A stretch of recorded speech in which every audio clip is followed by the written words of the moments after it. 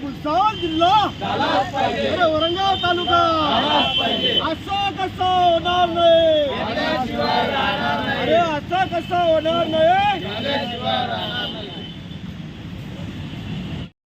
वरणगाव शहरात तिरंगा सर्कल येते सकाळपासून इथे वरणगाव तालुका झाला पाहिजे आणि भुसावळ जिल्हा झाला पाहिजे यासाठी स्वाक्षरी अभियान जो इथे सुरू केलेला अत्यंत लोकांचा भयानक प्रतिसाद आहे। एक 1100च्या दरम्यान सह्या या आता या 3 तासामध्ये या तिरंगा सर्कल इथे झालेले आहे। त्याकरता मी तमाम वरणगावकरांचा मनापासून त्यांना धन्यवाद देतो की हे जनतेच्या मनातली मागणी आहे की ब्रिटिश काळात हा वरणगाव तालुका होता, परंतु आता स्वातंत्र्य मिळाल्यानंतर सुद्धा वरणगाव तालुका नाही आहे। त्याकरता वरणगाव तालुका झाला पाहिजे। वरणगावला 28 खेडे लागून आहे, वरणगावला आयुध निर्माणी आहे, वरणगावला वीज निर्मिती केंद्र आहे, वरणगावला लागून बोदवड तालुका मुक्ताईनगर तालुका आहे, असं हे महत्त्वाचं व्यापारी केंद्र स्थान आहे। त्याकरता वरणगाव हा तालुका झाला पाहिजे ही आमची प्रामुख्याने मागणी आहे। त्याचबरोबर भुसावळ जिल्हा झाला पाहिजे। भुसावळला 6 तालुके लागून आहे, यावल, रावेर, मुक्ताईनगर, बोदवड, जामनेर हे असे 6 तालुके महत्त्वाचे लागून आहे। भुसावळ हे रेल्वे जंक्शन आहे, हे हिंदुस्थानातलं सर्वात सेंटरचं कोणतं गाव असेल तर भुसावळ आहे। भुसावळला लागून आयुध निर्माणीची फॅक्टरी आहे, भुसावळला लागून पोलीस प्रशिक्षण केंद्र आहे, भुसावळला लागून अशा अनेक प्रकारचे महत्त्वाचे केंद्र असल्यामुळे अजिंठा लेणी सुद्धा जवळ आहे। त्याकरता भुसावळ जिल्हा झाला पाहिजे। व्यापारी पट्टा आहे, खेडी पट्टा आहे, यासाठी भुसावळ जिल्हा झाला पाहिजे अशा प्रकारची आमची मागणी आहे। आम्ही आता रस्त्यावर उतरले आहे। अर्थात हे सर्व कार्यकर्ते जे सकाळपासून इथे स्वाक्षरी अभियान करत आहे, आता हा आमचा स्वाक्षरी अभियानचा टप्पा आहे। वरणगाव नगरपालिकेनं हा ठराव मंजूर केला आहे वरणगाव तालुका आणि भुसावळ जिल्ह्याचा।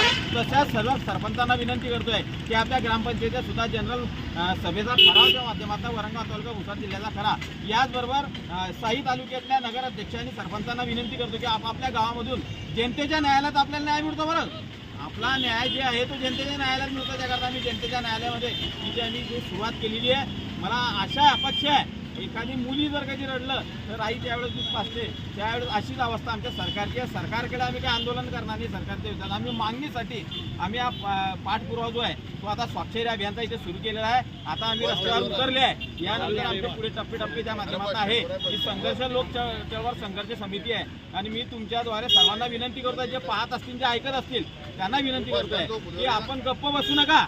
आज आपण अभिनय तो कमी नाही, आज आपण आपला हक्क जर कधी मंजूर करून घेतला सरकारकडनं तर आपल्यासारखे दुर्दैवी आणि दुर्भागी कोणीच राहणार नाही।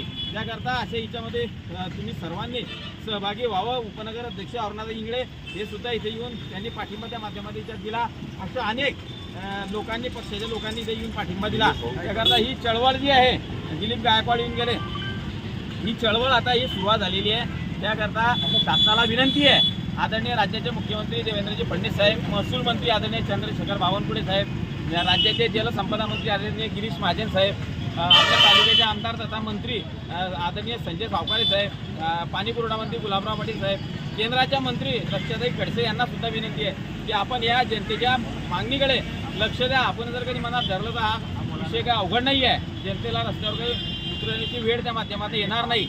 आणि आता आम्ही काय केला अभिनय तर कमी नाही, त्याकरता आता आम्ही प्रत्येक गावागावामध्ये जाऊन एक मोठं चळवळ, एक मोठं आंदोलन हे वरणगाव तालुका आणि भुसावळ जिल्ह्यासाठी करतोय। त्याकरता या 6 तालुक्यातल्या जिवंत अशा कार्यकर्त्यांना, लोकप्रतिनिधींना विनंती आहे की ही करा, नाही तर भुसावळ चालला जाईल, बरं राहणार नाही, दुसऱ्या घेऊन पळून जात आहे। त्याकरता आपल्या हक्कासाठी लढा।